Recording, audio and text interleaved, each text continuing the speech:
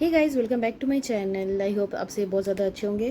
So today we are going to start government company. इससे पहले वाली वीडियो में हम लोगों ने already departmental undertakings and statutory corporation देख लिया है। बहुत इंपॉर्टेंट वीडियो चल रहा है, ठीक है, तो इसको पूरा देखो।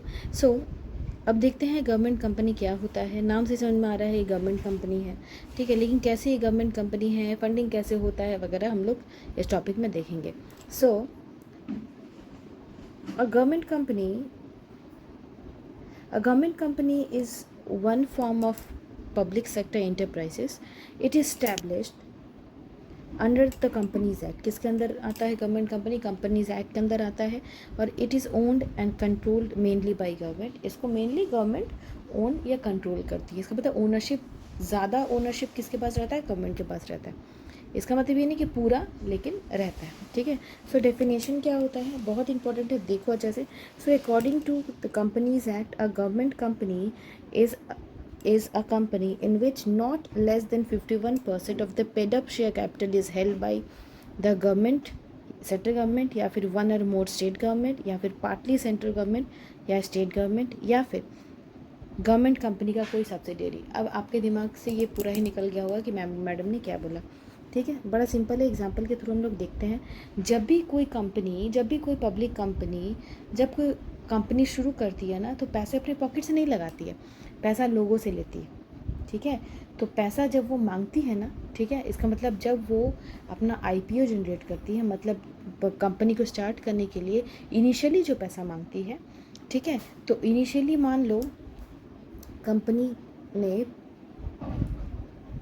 5 लाख शेयर निकाल दिया अपनी कंपनी का 10 रुपये का। इसका मतलब कंपनी के पास टोटल कितना पैसा आने वाला है? 50 लाख रुपया। कितना आने वाला है? 50 लाख रुपया आने वाला है। तो जब ये पैसा आ जाता है, तो ये जो स्टार्टिंग वाला पैसा है ना, उसको बोलते हैं पेड अप कैपिटल, ठीक है। अब मान लो 50 लाख रुपया आ गया, ठीक है। तो अब जब 50 लाख रुपया आ गया, तो उसका 51% किसके पास रहेगा? इसका 51% जो है, मतलब ऑलमोस्ट 30 के अराउंड, किसके पास रहेगा ओनरशिप?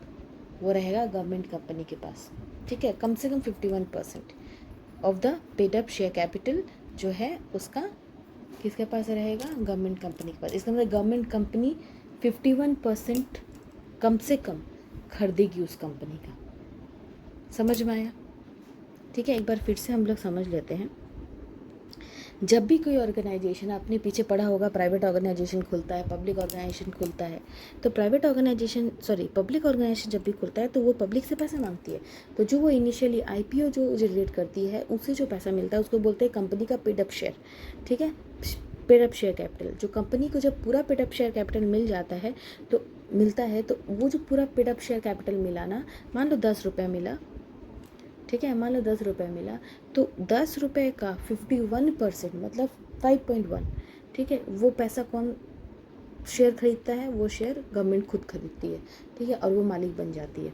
जब 51% उस ऑर्गेनाइजेशन में गवर्नमेंट का लगा हुआ है, इसका मतलब ऑर्गेनाइजेशन का कितना बचा? 49%। तो ओनरशिप किसके पास रहा? 51% के पास रहा।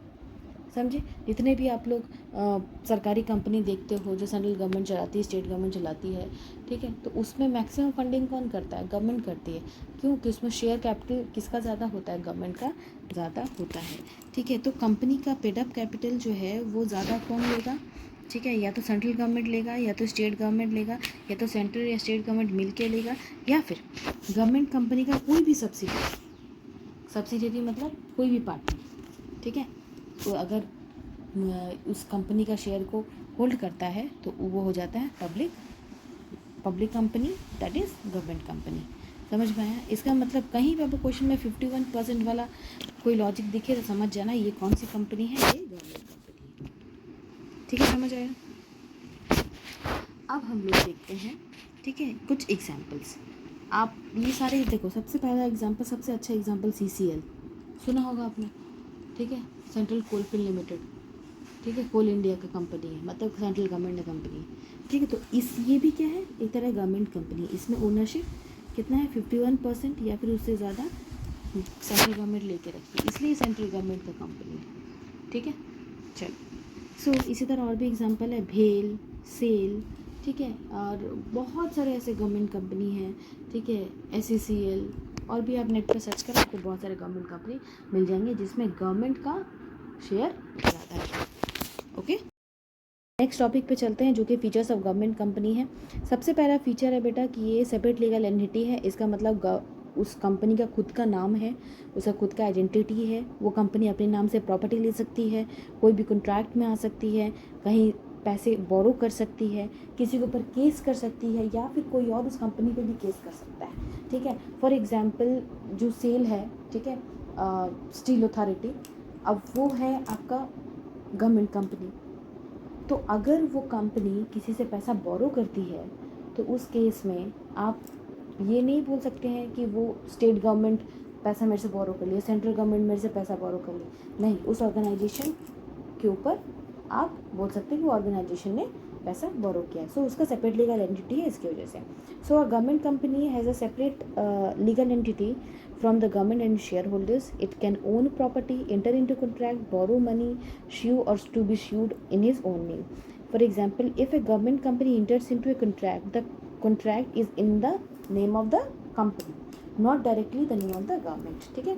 दूसरा है गवर्नमेंट ओनरशिप। देखो ऑलरेडी इस टॉपिक में हम लोगों ने पढ़ा कि 51% जो है, एटलीस्ट 51% जो है पेड शेयर कौन लेती है, सेंट्रल गवर्नमेंट या स्टेट गवर्नमेंट लेती है। ठीक है, इसका मतलब कि गवर्नमेंट जब थोड़ा ज़्यादा इसमें पैसा इन्वेस्ट करती है, ठीक है, ओनरशिप ले लेती है, ऑब्वियसली उसका ज़्यादा चलेगा।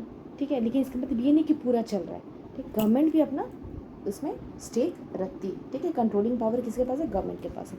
तीसरा चलते हैं, तीसरा है registered under companies act. Companies act के अंदर रजिस्टर होती है, जो कि रजिस्टर्ड कंपनीज एक्ट के अंदर जितने भी रूल्स है वो उसको फॉलो करने पड़ते हैं। फोर्थ नंबर है management by the board of directors. सब कौन मैनेज करता है, कोई चीफ मिनिस्टर आते हैं या प्राइम मिनिस्टर आते हैं, कोई तो नहीं आते। ठीक है, वो बोर्ड ऑफ डायरेक्टर्स गवर्नमेंट ने बना के रखा है। बोर्ड ऑफ डायरेक्टर्स हो गए, मेजॉरिटी शेयर होल्डर्स हो गए, ठीक है, ये सबको अपॉइंट किया जाता है, डायरेक्टर्स अपॉइंट किए जाते हैं और वो लोग सब मिलकर काम करते हैं। चलो, 5th पॉइंट पे है गवर्नमेंट कंट्रोल। ऑब्वियस सी बात है 51% एटलीस्ट गवर्नमेंट लेके रखती है, तो इसका मतलब क्या है, ओनरशिप और अपॉइंटमेंट ऑफ डायरेक्टर जो है किसके हाथ में ज़्यादा है, गवर्नमेंट के हाथ में ज़्यादा है। ठीक है, चलो नेक्स्ट देखें। नेक्स्ट है फाइनेंशियल इंडिपेंडेंस। देखो फाइनेंशियल इंडिपेंडेंस का जहाँ तक बात आता है, सबसे ज़्यादा फाइनेंशियल इंडिपेंडेंस जो होता है वो डिपार्टमेंटल अंडरटेकिंग का होता है, क्योंकि ये गवर्नमेंट कंपनी जो है ये अलग से शेयर्स भी इशू करती है, बोरोइंग्स करती है, रिटेन अर्निंग करती है, तो पूरी ये डिपेंड नहीं होती गवर्नमेंट बजट पे।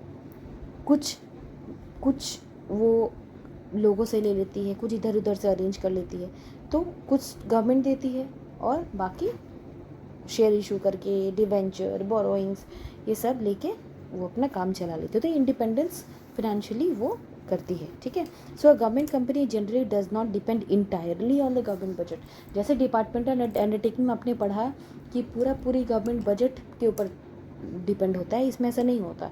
ठीक है, क्यों, क्योंकि इसमें शेयर्स भी इशू किए जाते हैं। 7 नंबर पे है अकाउंटेबिलिटी। अकाउंटेबिलिटी का मतलब होता है जवाबदेही, कि अगर मेरे से कुछ गलती हो जाएगा तो हम किसको जवाब देंगे। So government companies are accountable to government, government को अकाउंटेबल है, and ultimately to the public, because public money is involve. Public को भी अकाउंटेबल होती है, क्यों, क्योंकि गवर्नमेंट का, पब्लिक का पैसा लगा हुआ रहता है। आप देखोगे, आप जब शेयर मार्केट खोलोगे तो आप देखोगे बहुत सारे गवर्नमेंट कंपनीज होती है, ठीक है, बैंक्स होते हैं, तो वो लोग का क्या है, वो लोग उसके शेयर खरीदते हैं, क्या सोच के शेयर खरीदते हैं कि बाद में पैसा बढ़ेगा।